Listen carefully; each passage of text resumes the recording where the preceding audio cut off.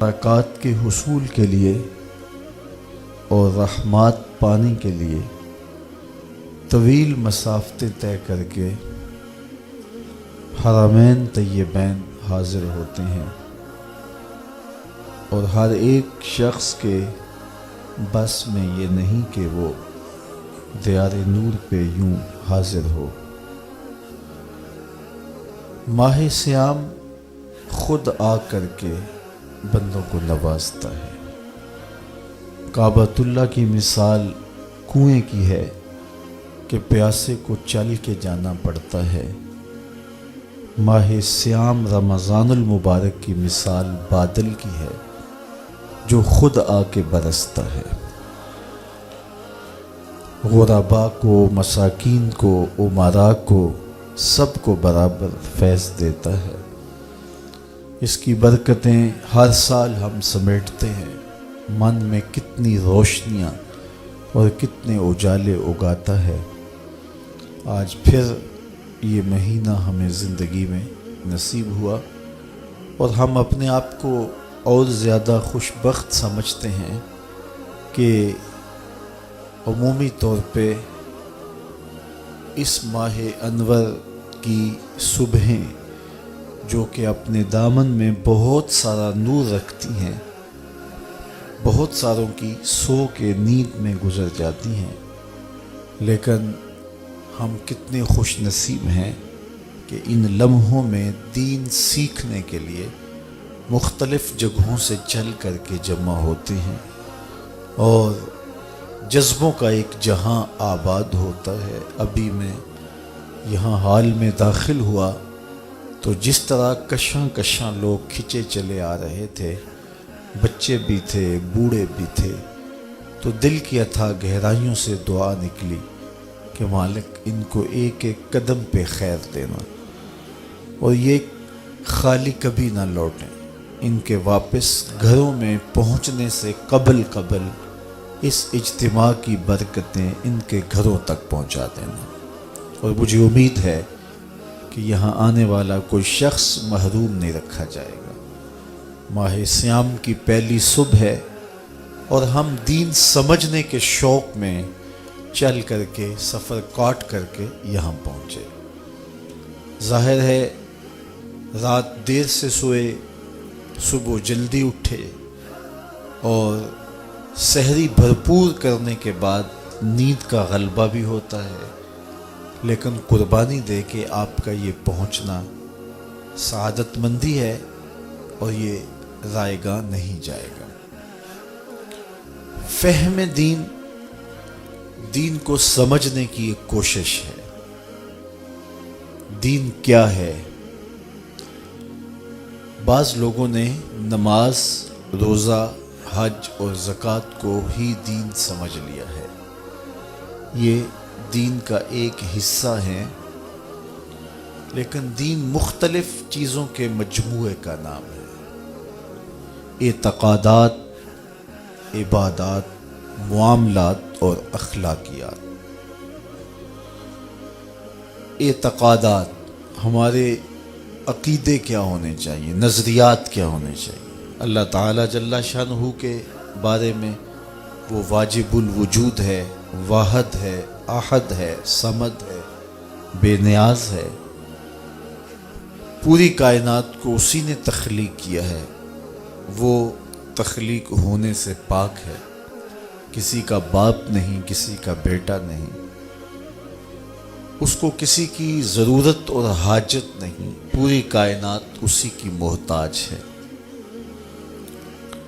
پوری کائنات کو بغیر مادے کے، میٹیریل کے، صرف امر کن سے پیدا کرے، یہ اس کی شان ہے، اور وہ اپنے ایک امر سے پوری کائنات کو فنا کر دے، زمین کو لپیٹ لے، آسمانوں کو لپیٹ لے، پہاڑ ریزہ ریزہ بن کے روئی کے گالوں کی طرح اڑتے پھرے، یہ اس کے ایک حکم کی دیر ہے۔ اس کے لیے کوئی مشکل نہیں ہے۔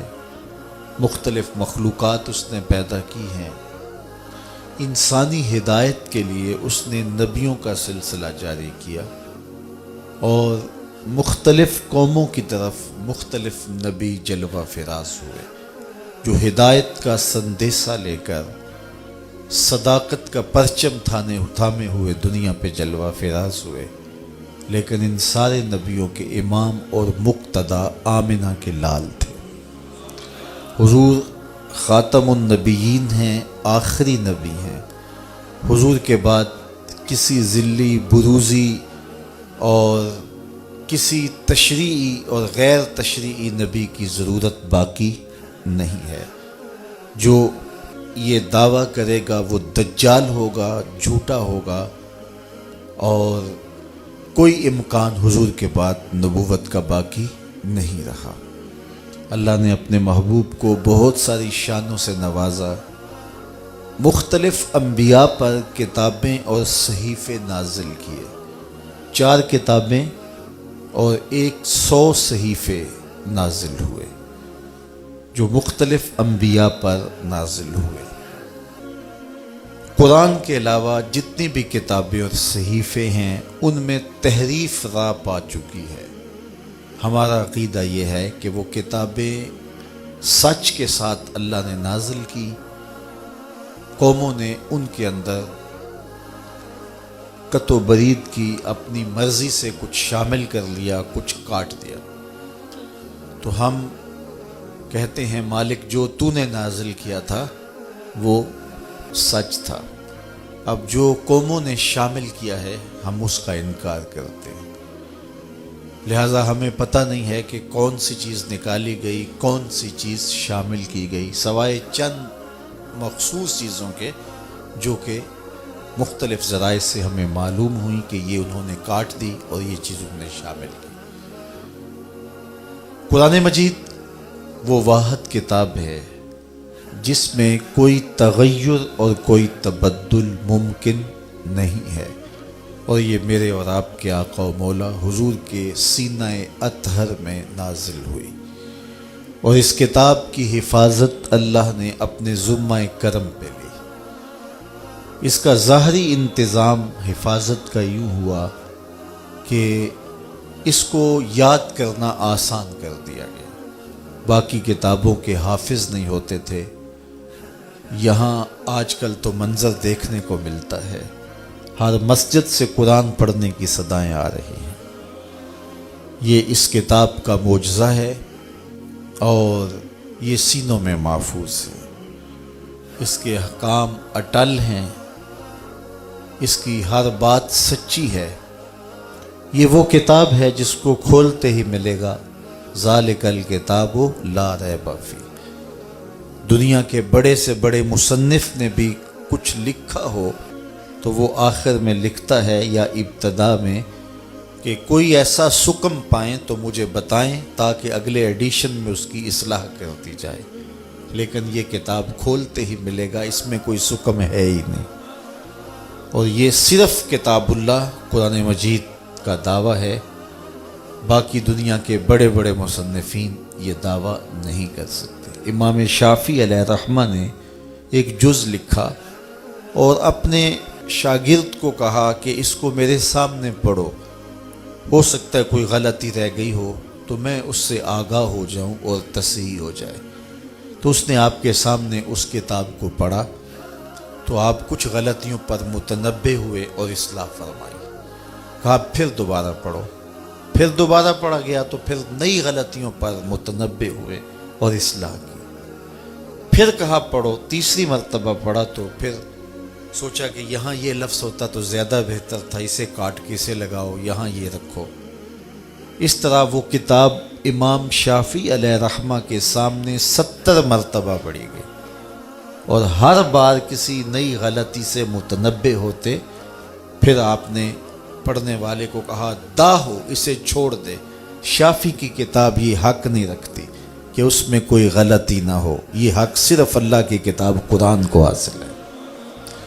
تو اس میں کوئی غلطی نہیں ہے، اس کتاب میں کوئی تغیر نہیں ہو سکتا، کوئی تبدیلی نہیں ہو سکتی، اس کے فیصلے اٹل ہیں، اس کی خبریں سچی ہیں، یہ سراسر ہدایت کا سرچشمہ ہے، اس سے وابستہ ہونے والا کبھی بھی گمراہ نہیں ہو سکتا۔ سیدنا علی المرتضیٰ رضی اللہ تعالی عنہ کی مرویات سے ہے، میرے حضور علیہ السلام قرب قیامت کے فتنوں کا ذکر کر رہے تھے تو عرض کی یا رسول اللہ صلی اللہ علیہ وسلم، پھر جب فتنے اتنے اتریں گے تو پھر ہمارے پاس بچنے کی صورت کیا ہوگی؟ تو برجستہ فرمایا اللہ کی کتاب قرآن مجید، تو یہ کتاب اگر پاس ہو، من میں اتار لو تو پھر گمراہیاں قریب نہیں آ سکتی، آپ ہدایت کی راہوں کے مسافر ہوں۔ اللہ تعالیٰ جل شانہ نے جنت دوزخ کو پیدا کیا اور ان پر ایمان لانا ہمارے اعتقادات میں شامل ہے۔ جنت اللہ کی رضا کا مظہر ہے، دوزخ اللہ کے قہر و غضب کا مظہر ہے۔ مطلب کیا؟ جس پہ راضی ہوگا اس کو جنت میں بھیجے گا، جس پہ ناراض ہوگا اس کو جہنم میں ڈالے گا۔ اس لیے جنت اور دوزخ کا مذاق اڑانا، ان کو ہلکا جاننا، یہ مومن کا شیوا نہیں ہے۔ تو یہ اللہ کی رضا اور قہر و غضب کے مظاہر ہیں۔ حضور علیہ الصلاۃ والسلام نے جنت کے لیے دعائیں کی ہیں اور جہنم سے پناہ طلب کی ہے۔ امتیوں کو بھی کہا جب اللہ سے مانگو تو جنت الفردوس مانگو۔ جہنم سے پناہ مانگنے کی تلقین کی گئی چونکہ وہ اللہ کے قہر و غضب کا مظہر ہے۔ تو جنت اور دوزخ ان پر ایمان لانا، یوم حشر پر ایمان لانا، جس کی مقدار قرآن نے بتائی ہے کہ وہ 50,000 سال کا ایک دن ہوگا اور کاٹنے سے کٹے گا ہی نہیں، لیکن مومن کے لیے ایسے کٹے گا جس طرح عصر کی نماز کا وقت کٹتا ہے۔ اللہ اکبر۔ جس طرح قبر برزخ کی زندگی ہے، وہ بھی ہمارے ایمانیات میں شامل ہے کہ مرنے کے بعد ہم دوبارہ اٹھائے جائیں گے اور قبر میں ہمیں 3 سوال پوچھے جائیں گے۔ پھر قبر یا جنت کے باغوں میں سے باغ ہے یا جہنم کے گڑھوں میں سے گڑھا ہے۔ جس کے لیے جہنم کا گڑھا، تو اس کے لیے قبر کی منزل کاٹنا بھی مشکل ہوگی۔ وہاں عذاب مسلط کر دیے جائیں گے، سانپ مسلط کر دیے جائیں گے، بچھو مسلط کر دیے جائیں گے، لیکن جو مومن ہوگا اس کی قبر جنت کے باغوں میں سے ایک باغ ہوگی اور اس کے لیے قبر کی منزل کاٹنا مشکل نہیں ہوگی۔ وہ ایسے ہی ہوگا جس طرح ہار ٹوٹ گیا اور اس کے موتی اکٹھے کرنے لگا تو اتنے میں قیامت کھڑی ہوگی۔ تو یہ ہمارے اعتقادات ہیں۔ فرشتوں پر ہمارا عقیدہ کہ وہ ایسی مخلوق ہے جو مختلف شکلوں میں متشکل ہو جاتی ہے اور اللہ کی نافرمانی نہیں کرتی۔ اسی طرح جن بھی مخلوقات میں شامل ہے۔ اچھی بری تقدیر پر ایمان لانے کی ہمیں تلقین کی گئی کہ اللہ تعالیٰ جل شانہ نے تقدیر لکھ دی ہے، جو لکھا ہے اس کے مطابق ہی ہو رہا ہے، لیکن جو چونکہ ہم نے کرنا تھا اس نے اپنے علم کے مطابق پہلے ہی تحریر فرما دیا۔ ہمارے دونوں کندھوں پر 2 فرشتے ہیں کرامن کاتبین جو ہمارے اعمال کو لکھ رہے ہیں اور قیامت کے دن وہ دفتر اللہ کے حضور پیش کر دیں گے، اور پھر وہ دفتر جس پر نامہ اعمال لکھے ہوں گے، وہ نامہ اعمال کا دفتر قیامت کے دن بندے کے ہاتھ میں دیا جائے گا۔ جو مومن صالح ہوگا، جس کا نامہ اعمال خیر سے بھرا ہوا ہوگا، اس کو دائیں ہاتھ میں وہ کتاب دی جائے گی اور دوسرے کو بائیں ہاتھ میں دی جائے گی اور پیچھے سے دی جائے گی، اور جس کو دائیں ہاتھ میں کتاب دی جائے گی وہ خوش ہوگا اور کہے گا آؤ پڑھو میری کتاب، اور جس کو بائیں ہاتھ میں کتاب دی گئی تو وہ سخت دکھی ہوگا اور کہے گا ما لہذا الکتاب لا یغادر صغیرۃ ولا کبیرۃ الا احصاها۔ ہائے اس کتاب کو کیا ہو گیا، اس نے چھوٹی بڑی کوئی بات نہ چھوڑی، سب کچھ لکھ دیا، لیکن پھر پچھتانے سے کچھ نہیں ہوگا۔ آج کا پچھتاوا کل کی بہتری کی ضمانت ہو سکتا ہے۔ ایمانیات میں اور بھی بہت ساری چیزیں آتی ہیں اور ان پر ایمان لانا ہمارے اوپر لازم اور ضروری ہے۔ بنیادی ہمارے عقیدے 3 ہیں: عقیدہ توحید، عقیدہ رسالت اور عقیدہ آخرت۔ تو یہ دین کا ایک حصہ ہے ایمانیات، نظریات یا اعتقادات۔ دوسرا حصہ ہے عبادات۔ عبادات میں نماز آتی ہے۔ دن میں 5 مرتبہ نماز مرد عورت پر فرض کی گئی ہے، اور مسافرت کی صورت میں، بیماری کی صورت میں بھی نماز کی معافی نہیں، سوائے خواتین کو ایام مخصوصہ میں انہیں رخصت دی گئی ہے، چھٹی دی گئی ہے، اور وہ اس کی قضا بھی نہیں کریں گی۔ ہاں، روزے کی قضا ان کے اوپر لازم ہے، لیکن نماز کی قضا ان پر نہیں ہے۔ باقی نماز کی بیماری کی حالت میں بھی چھٹی نہیں ہے، سفر کی حالت میں بھی چھٹی نہیں ہے، حتیٰ کہ اگر نماز کے لیے وضو کا پانی دستیاب نہیں ہے تو تیمم کر کے نماز پڑھی جائے گی۔ اگر کھڑا ہونے کی سکت نہیں رکھتا تو بیٹھ کے پڑھی جائے گی، بیٹھ کر نہیں پڑھ سکتا تو لیٹ کے پڑھی جائے گی۔ تو یہ ہے عبادات میں ایک چیز نماز، اور نماز اسلام کا اہم اور بنیادی رکن ہے۔ جو نماز کا انکار کرتا ہے یا نماز کو ہلکا جانتا ہے یا نماز کا تمسخر اڑاتا ہے، وہ بے دین ہے، کافر ہے، دائرہ اسلام سے خارج ہے، چاہے وہ کوئی عام شخص ہو، چاہے ملنگ ہو، چاہے کوئی بھی ہو۔ جو نماز کا تمسخر اڑائے اس کا دین سے کوئی تعلق نہیں ہے۔ جو نماز جان بوجھ کے نہیں پڑھتا وہ گناہ گار ہے، اور گناہ کبیرہ کا مرتکب ہوتا ہے۔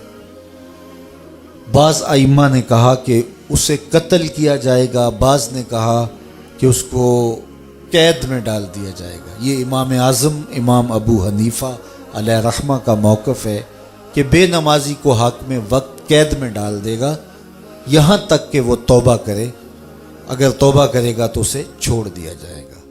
یہ ہے حضرت امام اعظم امام ابو حنیفہ کا موقف۔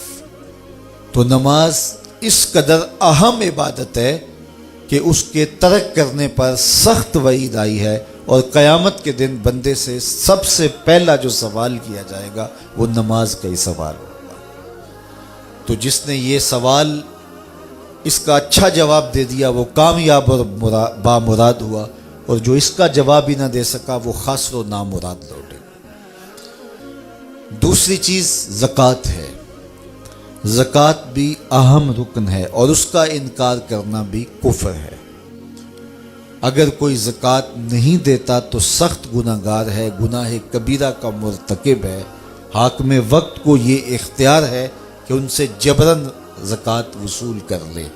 حضرت سیدنا صدیق اکبر رضی اللہ تعالی عنہ کے زمانے میں کچھ لوگوں نے زکوٰۃ دینے سے انکار کر دیا، تو حضرت سیدنا صدیق اکبر نے فرمایا کہ اگر وہ حضور کے زمانے میں کھجور کی ایک رسی بھی زکوٰۃ دیتے تھے، جب تک میں وصول نہیں کر لوں گا چین سے نہیں بیٹھوں گا، بلکہ آپ نے فرمایا لَقَاتَلْتُهُمْ عَلَىٰ مَنْعِهِ، میں اس کے روکنے پر ان سے جہاد کروں گا۔ اور زکوٰۃ نماز کے بعد دوسرا اہم دین کا رکن ہے، اور عبادات کے اندر دوسرے نمبر پہ آتا ہے۔ پھر اس کے بعد روزہ آتا ہے اور حج آتا ہے۔ روزہ زندگی میں استطاعت رکھنے والے پر، جو صحت رکھتا ہے، بالغ ہے اور عاقل ہے، اس پر ایام معدودات، گنے ہوئے دن 29 یا 30 روزے اس کے اوپر فرض ہیں۔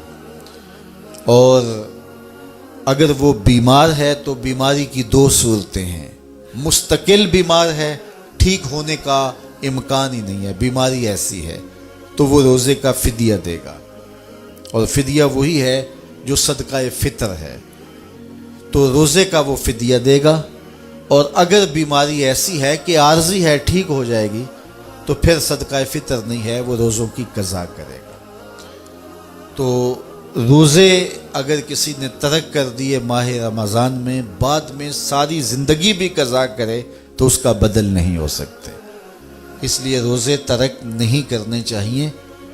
سفر میں اجازت دی گئی ہے تو وہ دیگر ایام میں اس کی قضا کی جا سکتی ہے۔ اسی طرح حج ہے، حج زندگی میں ایک مرتبہ فرض کیا گیا ہے صاحب استطاعت پر۔ عورت محرم کے ساتھ حج کرے گی، اگر محرم نہیں ہے اور عورت استطاعت رکھتی ہے، اس کے پاس مال کی فراوانی ہے لیکن محرم اس کے پاس نہیں ہے۔ محرم اس شخص کو کہتے ہیں جس کے ساتھ ابدی نکاح نہ ہو سکتا ہو، جس طرح بھائی ہے، باپ ہے، اور جو ہے وہ بھانجا ہے، بھتیجا ہے، تو شوہر بھی جو ہے اس سے نکاح ہو چکا ہے اور وہ نکاح کی وجہ سے محرم ہوا ہے، بیٹا ہے، تو یہ محارم ہیں۔ تو محرم کے بغیر اگر عورت حج کرے گی یا عمرے کے لیے جائے گی، جس طرح آج کل کسی اور کے ساتھ بھیج دیا جاتا ہے، تو یہ سفر معصیت ہے، گناہ کا سفر ہے۔ عورت کے لیے جائز نہیں ہے کہ وہ مرد کے بغیر اپنے شوہر، بھائی، بیٹے، بھانجے، بھتیجے یا باپ کے بغیر وہ 92 کلومیٹر 3 فرلانگ سے زیادہ کا سفر کرے۔ اگر کرے گی تو مجرم ہوگی، اسی لیے اس کو عمرے پر بھی جانے کی اجازت نہیں، حج پر بھی جانے کی اجازت نہیں صاحب استطاعت ہونے کے باوجود۔ تو پھر اس کو بازار جانے کی اجازت کیسے ہوگی؟ وہ اگر اتنے فاصلے پر ہے، اور اس کو پھر کسی دربار پہ جانے کی کس طرح اجازت ہوگی؟ اعلیٰ حضرت علیہ رحمہ سے سوال ہوا تو آپ نے ایک بزرگ کا حوالہ دے کے فرمایا کہ ان سے جب یہ پوچھا گیا تو وہ فرمانے لگے، تم یہ مجھے پوچھتے ہو کہ اس کا جانا جائز ہے یا نہیں، مجھ سے یہ پوچھو ان پہ لعنتیں کتنی برستی۔ تو اگر محرم نہیں ہے تو پھر عورت حج پہ بھی نہ جائے، عمرے پہ بھی نہ جائے۔ تو عورت کہتی ہے کہ میرا جی چاہتا ہے کہ میں روضہ رسول دیکھوں، میرا جی چاہتا ہے کہ میں کعبۃ اللہ کے نظارے کروں، اور میرے پاس محرم نہیں ہے اور آپ مجھے روک رہے ہیں۔ تو بی بی میں نے نہیں روکا، اللہ کے رسول نے روکا ہے۔ تو صبر کرے گی تو گنبد خضرا نہیں دیکھنے جائے گی، گنبد خضرا والا تیرے پہ راضی ہوگا۔ تو کعبہ دیکھنے نہیں جائے گی، کعبے والا تیرے پہ راضی ہوگا، اس لیے کہ تو نے کعبے والے کے حکم کو مانا ہے، گنبد خضرا والے کے حکم کو مانا ہے۔ تو استطاعت ہونے کے باوجود عورت کے پاس اگر محرم نہیں ہے تو وہ حج کو نہیں جائے گی۔ حج زندگی میں ایک مرتبہ ہی جو ہے وہ واجب ہے۔ ایک روایت میں آتا ہے 5 سال کے بعد حج کی وجوب کے حوالے سے ایک روایت میں آتا ہے، لیکن علماء نے اس کو استحباب پر محمول کیا ہے، اور وہ یہ ہے کہ جو صاحب استطاعت ہے وہ ہر 5 سال کے بعد حج کر لیا کرے، تو اس کے لیے یہ برکت والی چیز ہے۔ لیکن زندگی میں حج فرض ایک بار ہی ہے، واجب ایک بار ہی ہے، اور اس پر واضح دلیل ہے۔ آقا کریم نے جب فرمایا لوگوں تمہارے اوپر حج فرض ہے، تو حضرت اقرع بن حابس رضی اللہ تعالیٰ عنہ کھڑے ہوئے اور عرض کی افی کل عامن، حضور ہر سال واجب ہے۔ حضور خاموش رہے، پھر کہا لوگوں حج پہ جایا کرو، تمہارے اوپر حج واجب ہے۔ تو انہوں نے پھر کہا حضور ہر سال واجب ہے، حضور پھر خاموش رہے۔ تو تیسری مرتبہ جب پھر فرمایا تو انہوں نے پھر یہ بات کہی، تو پھر حضور نے وقفہ سکوت کو توڑتے ہوئے فرمایا تم سے پچھلی امتیں نبیوں پر کثرت سوالات کی وجہ سے ہلاک کر دی گئیں، زیادہ سوال نہ کیا کرو۔ لو قلت نعم لوجبت، اگر میری زبان سے ہاں نکل جاتی تو واجب ہی ہو جاتا۔ اس سے یہ بھی بات سمجھ میں آئی، وہ زبان جس کو سب کن کی کنجی کہیں، اس کی نافذ حکومت پہ لاکھوں سلام۔ حضور جو کہہ دے وہ دین ہوتا ہے۔ تو حج زندگی میں ایک مرتبہ واجب ہے۔ تو یہ عبادات ہیں۔ اسی طرح نوافل ہیں، نماز جنازہ ہے، اس کے آگے پھر احکامات ہیں۔ نماز جنازہ فرض عین نہیں ہے، وہ فرض کفایہ ہے۔ نمازیں فرض عین ہیں، اور جنازہ فرض کفایہ ہے، اور اس کے بعد دیگر کچھ عبادات ہیں۔ تو یہ دوسرا حصہ ہے دین کا۔ تیسرا حصہ دین کا معاملات ہیں۔ معاملات کے اندر ازدواجی زندگی ہے، نکاح ہے، طلاق ہے، خلا کے مسائل ہیں، اسی طرح کاروبار ہے، بیع و شراء ہے، اس کی شرائط ہیں، کاروباری شخص کے لیے ان کا سیکھنا ضروری ہے تاکہ وہ ان اصولوں کے ساتھ تجارت کر سکے۔ اسی طرح دیگر احکام ہیں، وہ سارے وراثت کے مسائل اس کے اندر آتے ہیں، اور بہت سارے مسائل آتے ہیں، تو یہ بھی دین کا ایک حصہ ہے۔ چوتھی چیز اخلاقیات ہیں، ہمارے رویے ہیں، ہمارے انداز ہائے زندگی ہیں۔ ہم نے ہمسائے کے ساتھ رویہ کیا رکھنا ہے، ہم نے ماں باپ کے آداب کی رعایت کیسے کرنی ہے، ہم نے بچوں کی تربیت کیسے کرنی ہے، ہم نے بولنا ہے تو ہمارا انداز تکلم کیا ہونا چاہیے، جھوٹ نہیں بولیں گے، چغلی نہیں کریں گے، غیبت نہیں کریں گے، کسی کا دل نہیں دکھائیں گے، اذیت نہیں پہنچائیں گے، کسی کے پرائیویٹ معاملات کے اندر دخل اندازی نہیں کریں گے۔ اسی طرح جو ہے وہ اور بہت سارے معاملے ہیں جن کا تعلق اخلاقیات سے ہے۔ اور دین حسن خلق کا نام ہے۔ قیامت کے دن جب نامہ اعمال میں عمل ڈالے جائیں گے، سب سے زیادہ جس عمل کا وزن ہوگا وہ حسن خلق ہوگا۔ تو لوگوں کے ساتھ مسکرا کے ملیں، لوگوں کے ساتھ محبت سے پیش آئیں، لوگوں کے ساتھ جو وعدہ کیا ہے اس کو پورا کریں، جو لوگوں کے ساتھ عہد کیا ہے اس کی پاسداری کریں، اور حسن سلوک کے ساتھ پیش آئیں۔ تو بعض اوقات ہم صرف جو ہے وہ نماز روزے کو دین سمجھتے ہیں، تو یہ سب کچھ سیکھنا چاہیے۔ اگر سڑک پر اشارہ لگا ہے رکنے کا تو وہاں سے کراس کر جانا، اور جہاں سٹاپ نہ کرنے کا کہا گیا ہے وہاں گاڑی پارک کر لینا، یہ بھی ہمارے اخلاقیات میں آتا ہے۔ اگرچہ یہ انتظامی امور ہوتے ہیں اور یہ حکومت وقت نے یا مقامی جو ہے وہ لوکل گورنمنٹ نے بنائے ہوئے ہوتے ہیں، لیکن ہمارا دین ہمیں انہیں بھی فالو کرنے کی تلقین کرتا ہے۔ لیکن چونکہ عمومی طور پہ ممبر و محراب سے جب فہم دین کی بات ہوتی ہے تو اس وقت صرف نماز، روزہ، حج، زکوٰۃ اور دیگر مسائل شریعہ اور دینیہ پر ہی بات ہوتی ہے، جبکہ میں نے عرض کیا کہ دین مختلف چیزوں کے مجموعے کا نام ہے۔ یہ پوری زندگی گزارنے کا ایک اسلوب ہے جس میں ہماری نجی زندگی بھی آتی ہے، ہماری گھریلو آئلی زندگی بھی آتی ہے، ہماری معاشرتی پوری سیاسی زندگی بھی آتی ہے، جس میں ہمارے جو ہے وہ اپنے رب کے ساتھ جو پرائیویٹ تعلقات ہیں عبادات کے وہ بھی آتے ہیں، مخلوق کے ساتھ جو ہمارے تعلقات ہیں معاملات کے وہ بھی اس کے اندر آتے ہیں، اور لوگوں کے ساتھ اس نے سلوک و رویے جو ہیں وہ بھی آتے ہیں۔ اور ہمیں ایک ایک عمل ہمارے دین نے ہمیں سکھایا ہے۔ میرے آقا کریم علیہ الصلوۃ والسلام نے واش روم میں داخل ہونے کا طریقہ بھی بتایا، وہاں بیٹھنے کا سلیقہ بھی بتایا، اور ہمیں سایہ دار درخت کے نیچے بول و براز کرنے سے روکا گیا، اس لیے کہ کوئی گزرتا ہوا شخص سستانے کے لیے وہاں رکے گا تو پھر اس کو وہاں اس بول و براز کی وجہ سے تعفن اور بدبو کا سامنا کرنا پڑے گا جو اس کی طبیعت پہ گراں ہوگا۔ اس لیے سایہ دار درخت کے نیچے بھی بول و براز کرنے سے منع کیا گیا، پھل دار درخت کے نیچے بھی بول و براز کرنے سے منع کیا گیا، کہ اوپر سے کوئی پھل گرے گا تو وہ گندی جگہ پہ گرے گا، تو اگر کوئی شخص اس کو اٹھا کے کھا لیتا ہے تو وہ بیماری کا شکار ہو سکتا ہے۔ اس سے ہمیں منع کیا، یہ بات ہمیں سمجھائی گئی اور ہمیں یہ بات سکھائی گئی۔ ہمارے دین نے کوئی امر ہم سے مخفی نہیں رکھا ہے۔ حضور نے فرمایا انما انا لکم مثل الوالد، فرمایا لوگوں میں تمہارے لیے باپ کی جگہ پر ہوں۔ جس طرح باپ اپنے بچے کو چھوٹی چھوٹی باتیں بھی سکھاتا ہے اور بڑی بڑی باتیں بھی سکھاتا ہے، آمنہ کے لال نے ہم سے کوئی شے کائنات کی مخفی نہیں رکھی، اپنی امت کو ہر شے سکھا کے گئے۔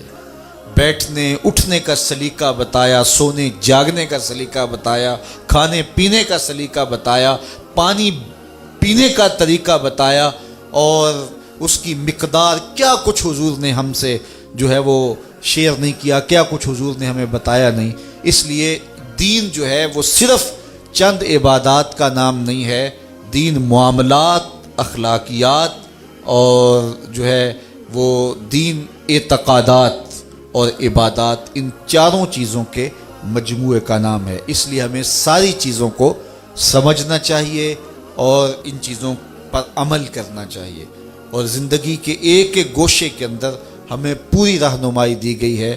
کسی دین نے جو ہے وہ کسی اپنے ماننے والے کو اتنی تفصیل سے آگہی نہیں دی جتنی دین اسلام نے اپنے ماننے والوں کو آگہی دی ہے۔ اس لیے ہمیں مسجد سے پورا دین سیکھنا چاہیے، اور جو بھی ہم کر رہے ہوں وہ ہمارا دین ہوتا ہے، اور ہماری دنیا کیا ہوتی ہے؟ وہی کام جو ہم کر رہے ہیں جب خدا سے کٹ کے کریں گے تو پھر وہ دنیا ہوگی، خدا سے جڑ کے کریں گے تو وہ دین ہوگا۔ ملا رومی فرماتے ہیں چیز دنیا از خدا غافل بدن، دنیا کیا ہے؟ خدا سے غافل ہونا دنیا ہے۔ وہی کام دنیا بن جائے گا اگر خدا سے غافل ہو کے کریں گے، اور وہی کام دین بن جائے گا اگر خدا کے تابع ہو کے کریں گے۔ حدیث میں آتا ہے کہ حضور نے فرمایا جو لقمہ کما کے تم اپنی بیوی کے منہ میں رکھتے ہو وہ بھی صدقہ لکھا جاتا ہے، جو تم اپنے بچوں کو کھلاتے ہو وہ بھی صدقہ ہے، جو تم اپنے ہمسایوں کے ساتھ سلوک کرتے ہو وہ بھی صدقہ ہے۔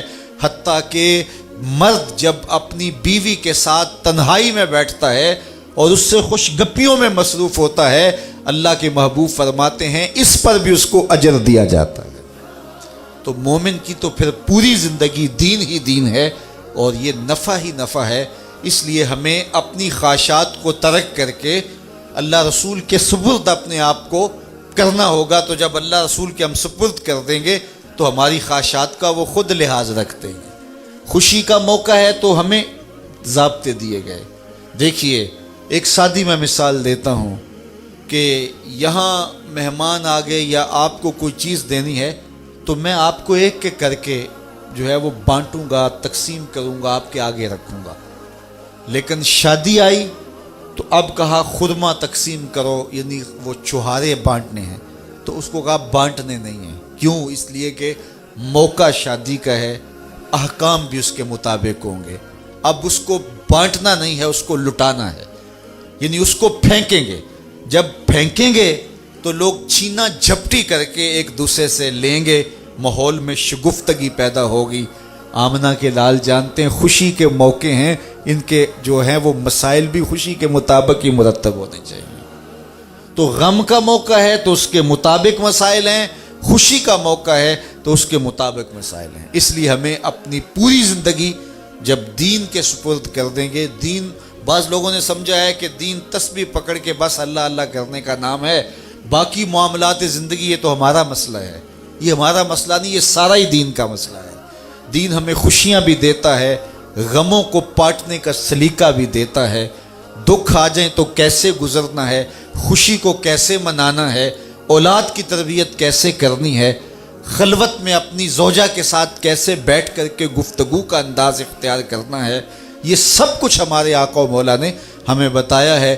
ام المومنین سیدہ عائشہ رضی اللہ تعالیٰ عنہ فرماتی ہیں کہ میں آب خورے میں پانی لے رہی تھی کہ حضور گھر تشریف لائے، مجھے دور سے کہا عائشہ تھوڑا سا پانی میرے لیے بھی چھوڑنا، تو میں نے پانی چھوڑ دیا، حضور نے میرے ہاتھ سے پیالہ لیا، پانی پینے لگے تو پھر رک گئے، اور پھر مجھے مخاطبہ کرتے ہوئے کہا عائشہ بتانا تم نے ہونٹ کہاں لگائے تھے، میں وہاں ہونٹ رکھ کے پانی پینا چاہتا ہوں، مجھے بتاؤ اگر حضور کی یہ سنت ہم اختیار کر لیں تو گھر جنت کا ٹکڑا نہیں بن جائے گا۔ تو ایک ایک عمل ہمارے سامنے حضور کی شریعت کا، حضور کا دیا ہوا ہمارے سامنے موجود ہے۔ تو یہ الگ الگ ان تمام موضوعات پر تفصیلی بحث اور گفتگو ہو سکتی ہے، لیکن آج کی نشست میں یہ فکر کم از کم ہمیں سمجھ لینی چاہیے کہ مخصوص عبادات کا نام ہی دین نہیں ہے، بلکہ دین اخلاقیات کا نام ہے، دین معاملات کا نام ہے، دین جو ہے وہ عبادات کا نام ہے، اور ہمارے عقائد کا نام ہے، اور عقائد کی چھاپ ہوتی ہے ہمارے اعمال پر۔ اس لیے عقائد کو بنیاد بنایا گیا ہے، اس کے بعد پھر عبادات اور دیگر معاملات آتے ہیں۔ ہمیں اپنی زندگی کے ہر شعبے میں اور زندگی کے ہر معاملے میں شریعت بیضا کے مطابق اپنی زندگی کے معاملات مرتب کر کے آگے بڑھنا چاہیے۔ زندگی میں ایک بار پھر ماہ صیام کی برکتیں نصیب ہو رہی ہیں۔ آج ہمیں ماہ رمضان کی پہلی صبح کا منظر دیکھنا نصیب ہوا۔ یہ سعادت ہمارے حصے میں لکھی تھی، زندگی میں ایک بار پھر نصیب ہوئی۔ یہ مہینہ اپنے دامن میں برکتیں، رحمتیں لیے ہوئے جلوہ فراز ہوا ہے۔ اللہ اس مہمان مہینے کی تعظیم و قدر کی توفیق عطا فرمائے۔ بہت سارے لوگ برکات کے حصول کے لیے اور رحمات پانے کے لیے طویل مسافتیں طے کر کے حرمین طیبین حاضر ہوتے ہیں، اور ہر ایک شخص کے بس میں یہ نہیں کہ وہ دیار نور پہ یوں حاضر ہو۔ ماہ صیام خود آ کر کے بندوں کو نوازتا ہے۔ کعبۃ اللہ کی مثال کنویں کی ہے کہ پیاسے کو چل کے جانا پڑتا ہے۔ ماہ صیام رمضان المبارک کی مثال بادل کی ہے جو خود آ کے برستا ہے، غرباء کو، مساکین کو، امراء کو، سب کو برابر فیض دیتا ہے۔ اس کی برکتیں ہر سال ہم سمیٹتے ہیں، من میں کتنی روشنیاں اور کتنے اجالے اگاتا ہے۔ آج پھر یہ مہینہ ہمیں زندگی میں نصیب ہوا، اور ہم اپنے آپ کو اور زیادہ خوش بخت سمجھتے ہیں کہ عمومی طور پہ اس ماہ انور کی صبحیں جو کہ اپنے دامن میں بہت سارا نور رکھتی ہیں، بہت ساروں کی سو کے نیند میں گزر جاتی ہیں، لیکن ہم کتنے خوش نصیب ہیں کہ ان لمحوں میں دین سیکھنے کے لیے مختلف جگہوں سے چل کر کے جمع ہوتے ہیں، اور جذبوں کا ایک جہاں آباد ہوتا ہے۔ ابھی میں یہاں حال میں داخل ہوا تو جس طرح کشاں کشاں لوگ کھچے چلے آ رہے تھے، بچے بھی تھے، بوڑھے بھی تھے، تو دل کی اتھاہ گہرائیوں سے دعا نکلی کہ مالک ان کو ایک ایک قدم پہ خیر دینا، اور یہ خالی کبھی نہ لوٹیں۔ ان کے واپس گھروں میں پہنچنے سے قبل اس اجتماع کی برکتیں ان کے گھروں تک پہنچا دینا، اور مجھے امید ہے کہ یہاں آنے والا کوئی شخص محروم نہیں رکھا جائے گا۔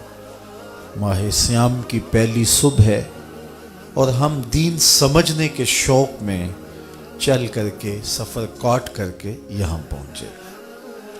ظاہر ہے رات دیر سے سوئے، صبح جلدی اٹھے، اور سحری بھرپور کرنے کے بعد نیند کا غلبہ بھی ہوتا ہے، لیکن قربانی دے کے آپ کا یہ پہنچنا سعادت مندی ہے، اور یہ رائے گاہ نہیں جائے گا۔ فہم دین کو سمجھنے کی ایک کوشش ہے۔ دین کیا ہے؟ بعض لوگوں نے نماز، روزہ، حج اور زکوٰۃ کو ہی دین سمجھ لیا ہے۔ یہ دین کا ایک حصہ ہے، لیکن دین مختلف چیزوں کے مجموعے کا نام ہے۔ اعتقادات، عبادات، معاملات اور اخلاقیات۔ اعتقادات، ہمارے عقیدے کیا ہونے چاہیے، نظریات کیا ہونے چاہیے۔ اللہ تعالیٰ جل شانہ کے بارے میں وہ واجب الوجود ہے، واحد ہے، احد ہے، صمد ہے، بے نیاز ہے، پوری کائنات کو اسی نے تخلیق کیا ہے، وہ تخلیق ہونے سے پاک ہے۔ کسی کا باپ نہیں، کسی کا بیٹا نہیں، اس کو کسی کی ضرورت اور حاجت نہیں، پوری کائنات اسی کی محتاج ہے۔ پوری کائنات کو بغیر مادے کے، میٹیریل کے، صرف امر کن سے پیدا کرے، یہ اس کی شان ہے۔ اور وہ اپنے ایک امر سے پوری کائنات کو فنا کر دے، زمین کو لپیٹ لے، آسمانوں کو لپیٹ لے، پہاڑ ریزہ ریزہ بن کے روئی کے گالوں کی طرح اڑتے پھرے، یہ اس کے ایک حکم کی دیر ہے۔ اس کے لیے کوئی مشکل نہیں ہے۔ مختلف مخلوقات اس نے پیدا کی ہیں۔ انسانی ہدایت کے لیے اس نے نبیوں کا سلسلہ جاری کیا، اور مختلف قوموں کی طرف مختلف نبی جلوہ فراز ہوئے، جو ہدایت کا سندیسہ لے کر صداقت کا پرچم تھامے ہوئے دنیا پہ جلوہ فراز ہوئے۔ لیکن ان سارے نبیوں کے امام اور مقتدا آمنہ کے لال تھے۔ حضور خاتم النبیین ہیں، آخری نبی ہیں۔ حضور کے بعد کسی ذلی، بروزی اور کسی تشریعی اور غیر تشریعی نبی کی ضرورت باقی نہیں ہے۔ جو یہ دعویٰ کرے گا وہ دجال ہوگا، جھوٹا ہوگا، اور کوئی امکان حضور کے بعد نبوت کا باقی نہیں رہا۔ اللہ نے اپنے محبوب کو بہت ساری شانوں سے نوازا، مختلف انبیاء پر کتابیں اور صحیفے نازل کیے، 4 کتابیں اور 100 صحیفے نازل ہوئے جو مختلف انبیاء پر نازل ہوئے۔ قرآن کے علاوہ جتنی بھی کتابیں اور صحیفے ہیں ان میں تحریف راہ پا چکی ہے۔ ہمارا عقیدہ یہ ہے کہ وہ کتابیں سچ کے ساتھ اللہ نے نازل کی، قوموں نے ان کے اندر کت و برید کی، اپنی مرضی سے کچھ شامل کر لیا، کچھ کاٹ دیا۔ تو ہم کہتے ہیں مالک جو تو نے نازل کیا تھا وہ سچ تھا، اب جو قوموں نے شامل کیا ہے ہم اس کا انکار کرتے ہیں۔ لہٰذا ہمیں پتہ نہیں ہے کہ کون سی چیز نکالی گئی، کون سی چیز شامل کی گئی، سوائے چند مخصوص چیزوں کے جو کہ مختلف ذرائع سے ہمیں معلوم ہوئی کہ یہ انہوں نے کاٹ دی اور یہ چیز انہوں نے شامل کی۔ قرآن مجید وہ واحد کتاب ہے جس میں کوئی تغیر اور کوئی تبدل ممکن نہیں ہے، اور یہ میرے اور آپ کے آقا و مولا حضور کے سینہ اطہر میں نازل ہوئی، اور اس کتاب کی حفاظت اللہ نے اپنے ذمہ کرم پہ لی۔ اس کا ظاہری انتظام حفاظت کا یوں ہوا کہ اس کو یاد کرنا آسان کر دیا گیا۔ باقی کتابوں کے حافظ نہیں ہوتے تھے، یہاں آج کل تو منظر دیکھنے کو ملتا ہے، ہر مسجد سے قرآن پڑھنے کی صدائیں آ رہی ہیں۔ یہ اس کتاب کا معجزہ ہے اور یہ سینوں میں محفوظ ہے۔ اس کے احکام اٹل ہیں، اس کی ہر بات سچی ہے۔ یہ وہ کتاب ہے جس کو کھولتے ہی ملے گا ذالک الکتاب لا ریب فیہ۔ دنیا کے بڑے سے بڑے مصنف نے بھی کچھ لکھا ہو تو وہ آخر میں لکھتا ہے یا ابتدا میں کہ کوئی ایسا سکم پائیں تو مجھے بتائیں تاکہ اگلے ایڈیشن میں اس کی اصلاح کر دی جائے، لیکن یہ کتاب کھولتے ہی ملے گا اس میں کوئی سکم ہے ہی نہیں۔ اور یہ صرف کتاب اللہ قرآن مجید کا دعویٰ ہے، باقی دنیا کے بڑے بڑے مصنفین یہ دعویٰ نہیں کر سکتے۔ امام شافعی علیہ رحمہ نے ایک جز لکھا اور اپنے شاگرد کو کہا کہ اس کو میرے سامنے پڑھو، ہو سکتا ہے کوئی غلطی رہ گئی ہو تو میں اس سے آگاہ ہو جاؤں اور تصحیح ہو جائے۔ تو اس نے آپ کے سامنے اس کتاب کو پڑھا تو آپ کچھ غلطیوں پر متنبہ ہوئے اور اصلاح فرمائی۔ کہا پھر دوبارہ پڑھو، پھر دوبارہ پڑھا گیا تو پھر نئی غلطیوں پر متنبہ ہوئے اور اصلاح کی۔ پھر کہا پڑھو، تیسری مرتبہ پڑھا تو پھر سوچا کہ یہاں یہ لفظ ہوتا تو زیادہ بہتر تھا، اسے کاٹ کے اسے لگاؤ، یہاں یہ رکھو۔ اس طرح وہ کتاب امام شافعی علیہ رحمہ کے سامنے 70 مرتبہ پڑھی گئی، اور ہر بار کسی نئی غلطی سے متنبہ ہوتے۔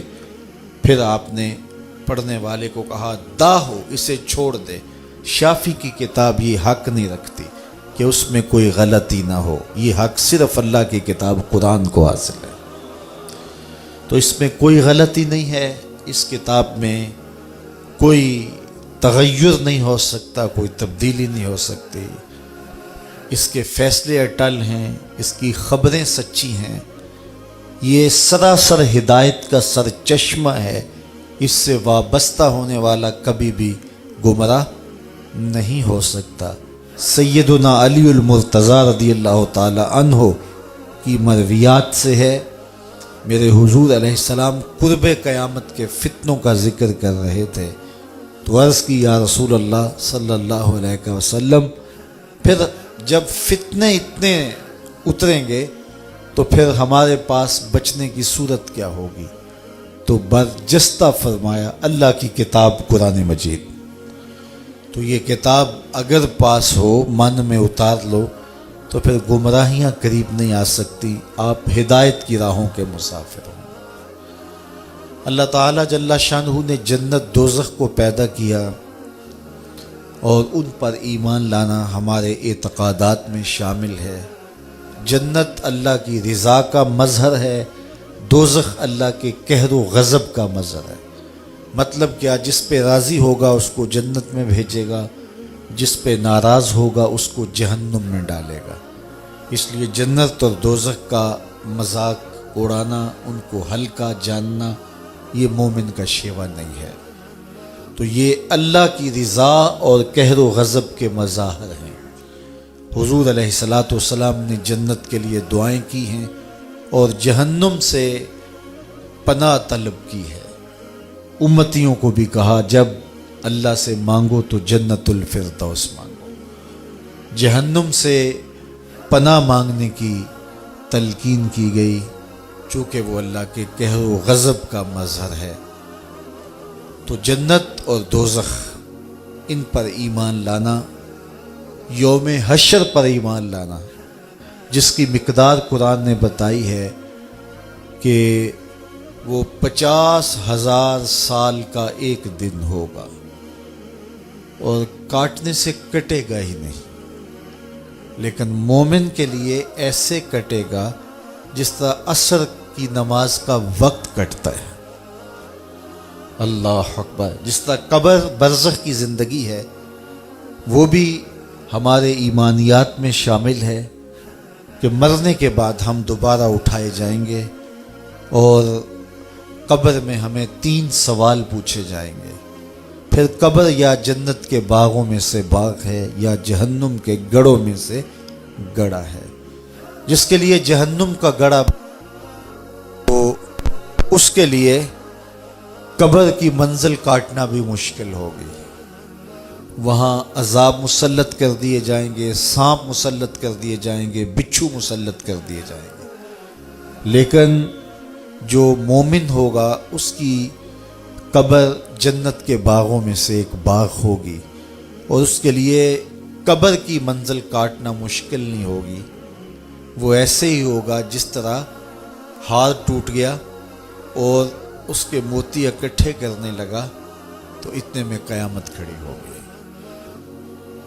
تو یہ ہمارے اعتقادات ہیں۔ فرشتوں پر ہمارا عقیدہ کہ وہ ایسی مخلوق ہے جو مختلف شکلوں میں متشکل ہو جاتی ہے اور اللہ کی نافرمانی نہیں کرتی۔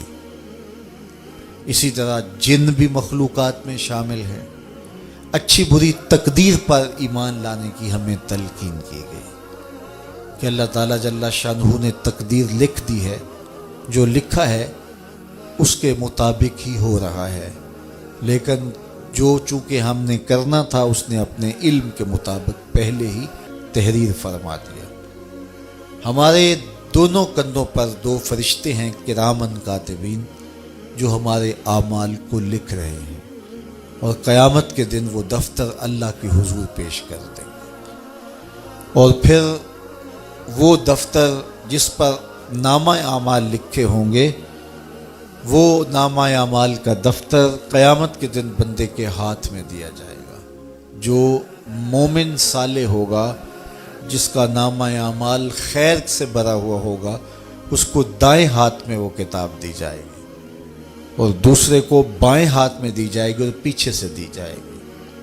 اور جس کو دائیں ہاتھ میں کتاب دی جائے گی وہ خوش ہوگا اور کہے گا آؤ پڑھو میری کتاب، اور جس کو بائیں ہاتھ میں کتاب دی گئی تو وہ سخت دکھی ہوگا اور کہے گا ما لہذا الکتاب لا یغادر صغیرۃ ولا کبیرۃ الا احصاها، ہائے اس کتاب کو کیا ہو گیا، اس نے چھوٹی بڑی کوئی بات نہ چھوڑی، سب کچھ لکھ دیا۔ لیکن پھر پچھتانے سے کچھ نہیں ہوگا، آج کا پچھتاوا کل کی بہتری کی ضمانت ہو سکتا ہے۔ ایمانیات میں اور بھی بہت ساری چیزیں آتی ہیں، اور ان پر ایمان لانا ہمارے اوپر لازم اور ضروری ہے۔ بنیادی ہمارے عقیدے تین ہیں: عقیدہ توحید، عقیدہ رسالت اور عقیدہ آخرت۔ تو یہ دین کا ایک حصہ ہے ایمانیات، نظریات یا اعتقادات۔ دوسرا حصہ ہے عبادات۔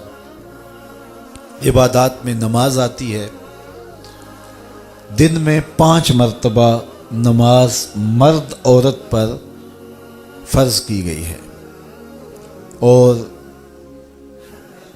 مسافرت کی صورت میں، بیماری کی صورت میں بھی نماز کی معافی نہیں، سوائے خواتین کو ایام مخصوصہ میں انہیں رخصت دی گئی ہے، چھٹی دی گئی ہے، اور وہ اس کی قضا بھی نہیں کریں گی۔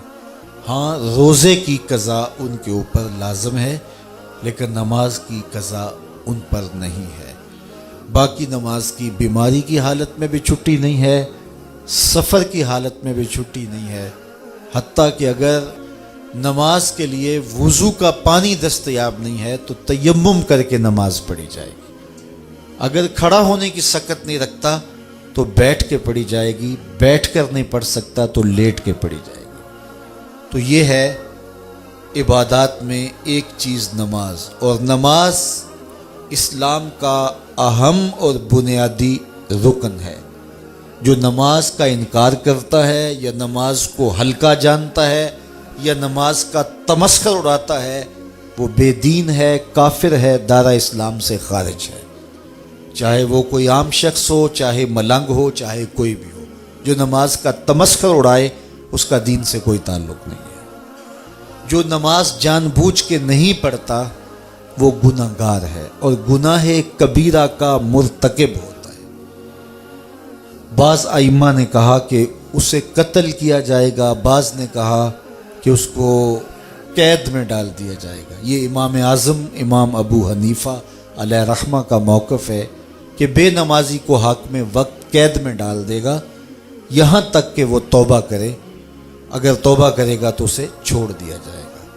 یہ ہے حضرت امام اعظم امام ابو حنیفہ کا موقف۔ تو نماز اس قدر اہم عبادت ہے کہ اس کے ترک کرنے پر سخت وعید آئی ہے، اور قیامت کے دن بندے سے سب سے پہلا جو سوال کیا جائے گا وہ نماز کا ہی سوال ہوگا۔ تو جس نے یہ سوال اس کا اچھا جواب دے دیا وہ کامیاب اور بامراد ہوا، اور جو اس کا جواب ہی نہ دے سکا وہ خاسر و نامراد لوٹے۔ دوسری چیز زکوٰۃ ہے۔ زکوٰۃ بھی اہم رکن ہے، اور اس کا انکار کرنا بھی کفر ہے۔ اگر کوئی زکوٰۃ نہیں دیتا تو سخت گناہ گار ہے، گناہ کبیرہ کا مرتکب ہے۔ حاکم وقت کو یہ اختیار ہے کہ ان سے جبراً زکوٰۃ وصول کر لے۔ حضرت سیدنا صدیق اکبر رضی اللہ تعالی عنہ کے زمانے میں کچھ لوگوں نے زکوٰۃ دینے سے انکار کر دیا، تو حضرت سیدنا صدیق اکبر نے فرمایا کہ اگر وہ حضور کے زمانے میں کھجور کی ایک رسی بھی زکوٰۃ دیتے تھے، جب تک میں وصول نہیں کر لوں گا چین سے نہیں بیٹھوں گا۔ بلکہ آپ نے فرمایا لَقَاتَلْتُهُمْ عَلَىٰ مَنْعِهِ، میں اس کے روکنے پر ان سے جہاد کروں گا. اور زکوٰۃ نماز کے بعد دوسرا اہم دین کا رکن ہے اور عبادات کے اندر دوسرے نمبر پہ آتا ہے. پھر اس کے بعد روزہ آتا ہے اور حج آتا ہے. روزہ زندگی میں استطاعت رکھنے والے پر، جو صحت رکھتا ہے، بالغ ہے اور عاقل ہے، اس پر ایام معدودات، گنے ہوئے دن 29 یا 30 روزے اس کے اوپر فرض ہیں. اور اگر وہ بیمار ہے تو بیماری کی 2 صورتیں ہیں. مستقل بیمار ہے، ٹھیک ہونے کا امکان ہی نہیں ہے، بیماری ایسی ہے، تو وہ روزے کا فدیہ دے گا. اور فدیہ وہی ہے جو صدقہ فطر ہے، تو روزے کا وہ فدیہ دے گا. اور اگر بیماری ایسی ہے کہ عارضی ہے، ٹھیک ہو جائے گی، تو پھر صدقہ فطر نہیں ہے، وہ روزوں کی قضا کرے گا. تو روزے اگر کسی نے ترک کر دیے ماہ رمضان میں، بعد میں ساری زندگی بھی قضا کرے تو اس کا بدل نہیں ہو سکتے. اس لیے روزے ترک نہیں کرنے چاہیے. سفر میں اجازت دی گئی ہے تو وہ دیگر ایام میں اس کی قضا کی جا سکتی ہے. اسی طرح حج ہے. حج زندگی میں ایک مرتبہ فرض کیا گیا ہے صاحب استطاعت پر. عورت محرم کے ساتھ حج کرے گی. اگر محرم نہیں ہے اور عورت استطاعت رکھتی ہے، اس کے پاس مال کی فراوانی ہے، لیکن محرم اس کے پاس نہیں ہے. محرم اس شخص کو کہتے ہیں جس کے ساتھ ابدی نکاح نہ ہو سکتا ہو. جس طرح بھائی ہے، باپ ہے، اور جو ہے وہ بھانجا ہے، بھتیجا ہے، تو شوہر بھی جو ہے اس سے نکاح ہو چکا ہے اور وہ نکاح کی وجہ سے محرم ہوا ہے. بیٹا ہے، تو یہ محارم ہیں. تو محرم کے بغیر اگر عورت حج کرے گی یا عمرے کے لیے جائے گی، جس طرح آج کل کسی اور کے ساتھ بھیج دیا جاتا ہے، تو یہ سفر